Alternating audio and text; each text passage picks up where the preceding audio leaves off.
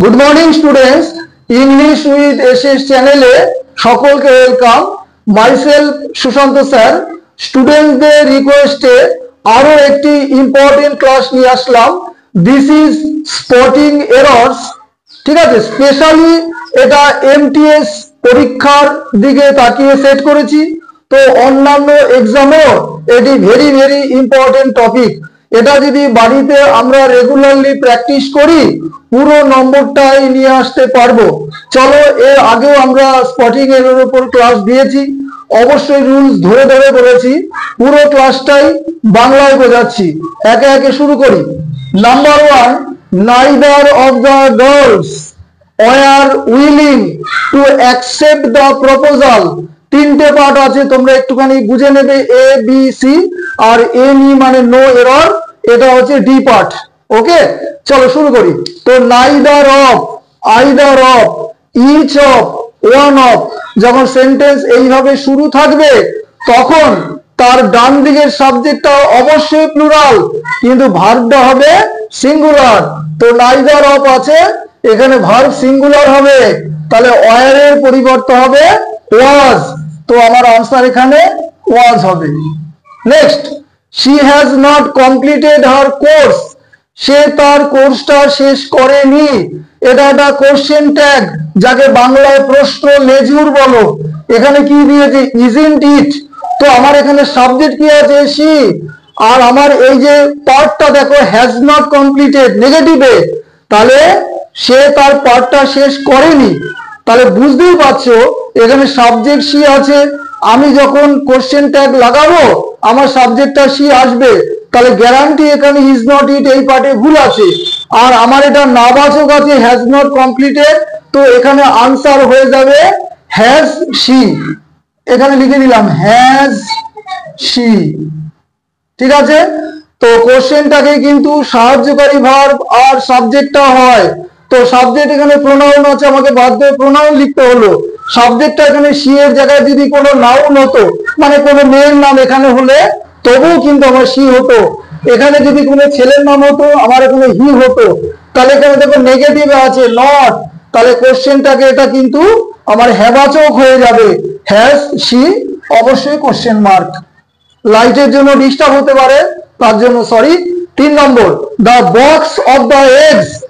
ডিমগুলির বাক্সটি। বাক্স কটা? এখানে একটা বোঝাচ্ছে, বক্স টি, টি, তাহলে টিটা বোঝালে সিঙ্গুলার নাম্বার হয়, এই জন্য আর এর পরিবর্তে আমার ইজ হবে, is lying on the table. তাহলে ডিমের আর বাক্সতে তো একটা ডিম থাকে না, একের অধিক, এটা টেবিলের উপর আছে, তাহলে বাক্সটা কিন্তু টেবিলের উপর আছে, বুঝে নেবে। তাহলে এখানে সাবজেক্ট হয়েছে কিন্তু দা বক্স, তাহলে এর সাথে ভার্ব নিয়েছে আমার ইজ, যেহেতু এটা singular number. Number 4, very very important, my father gave me.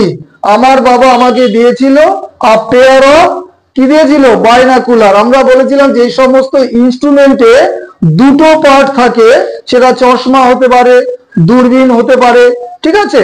তো এরকম যখন থাকে তখন সেটা অবশ্যই প্লুরাল নাম্বার। পেয়ার মানে জোড়া, জোড়া মানে দুই বোঝায়, তাহলে এখানে বাইনাকুলার্স হয়ে যাবে কিন্তু, ঠিক আছে। এখানে একটা এস হবে। অন মাই বার্থডে, বাদ বাকিটা যা আছে দেখো। নাম্বার 5, এখানে কিন্তু চশমা হতে পারতো, ঠিক আছে। তো my uncle forced my friend and I to stay at home. আমার কাকা বাধ্য করেছিল আমার বন্ধুকে এবং আমাকে টু স্টে অ্যাট হোম, মানে বাড়িতে থাকতে। সাবজেক্ট হচ্ছে মাই আঙ্কেল। কাকে বাধ্য করেছিল? তাহলে ক্রিয়াপদকে কি বা কাকে দিয়ে যদি প্রশ্ন করি, যেটা আমরা আনসার পাবো সেটাকে বলে অবজেক্ট। কাকে বাধ্য করেছিল? একটা হচ্ছে আমার বন্ধুকে, এবং আর কাকে? আমাকে। তাহলে আই হচ্ছে সাবজেক্টিভ ফর্ম হয়, এর অবজেক্টিভ হবে মি। তাহলে আই এর অবজেক্টিভ মি হবে, মি। তাহলে ভালো করে বুঝবে, অবজেক্টিভের সাথে অবজেক্টিভ, সাবজেক্টিভের সাথে সাবজেক্টিভ। বেসিক ক্লাসে বুঝিয়েছি, তোমরা যদি নাও বোঝো মানে করে করতে পারো। আমার কাকা বাধ্য করেছিল আমার বন্ধুকে এবং আমাকে, তাহলে আমাকে ইংরেজি কখনোই আই হয় না, হয়ে যাবে এটা মি। আবার তোমরা নিয়ম করেও করতে পারো, কাকে? আমাকে এবং আমার বন্ধুকে। তাহলে কি বা কাকে দিয়ে করলে অবজেক্ট পাই, তাহলে আই কখনো অবজেক্টিভ নয়, মি হচ্ছে objective. Number 6, books fair. Previous ক্লাসে বলেছিলাম যে দুটো শব্দ নিয়ে যখন একটা মূল শব্দ তৈরি হয় অর্থাৎ কম্পাউন্ড ওয়ার্ড হয়, যৌগিক শব্দ হয়, তখন ওই দুটো শব্দের মধ্যে কোনটা প্রধান বা কোনটা প্রাধান্য পায়। যেমন mother in law, step mother. তো এখানে দেখো বুকস ফেয়ার, তো ফেয়ার মানে কি মেলা, যে কোনো মেলাই হতে পারে, কিন্তু এখানে তাহলে এখানে কি দাঁড়াচ্ছে, ফেয়ার শব্দটা মূল শব্দ। এখানে বই মেলার জায়গায় অন্য কোনো পশুর মেলাও হতে পারে, অন্য ধরনের মেলাও হতে পারে। তো এখানে মূল শব্দ যেহেতু ফেয়ার, তাহলে যদি আমার প্লুরাল করতে হয় তাহলে আনসার হবে বুক ফেয়ার্স। তাহলে এখানে কিন্তু আমার এস হয়ে যাবে, ফেয়ারের সাথে এস হয়ে যাবে, ফেয়ার্স হয়ে যাবে, বুক ফেয়ার্স। ওকে, কারণ এনকারেজটা কিন্তু V1 এর সাথে এস বাই এস যুক্ত করা নাই, তাহলে এখানে কিন্তু বুক ফেয়ার হবে না, বুক ফেয়ার্স হবে। ওকে, প্রথম পার্টে ভুল আছে।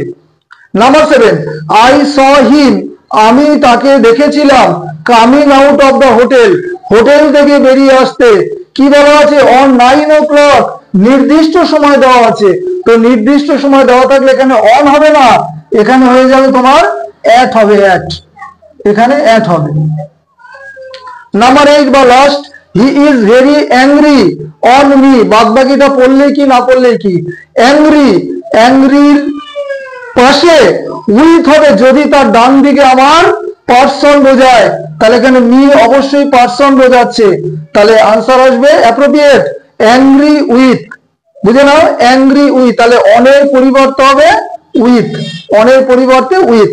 প্রত্যেকেই প্র্যাকটিস করবে, কারণ প্রতিদিন দুটো করে ক্লাস দিচ্ছি, পুরোটা বাংলায় বোঝালাম, ক্লাস শেষ করলাম। Have a good day.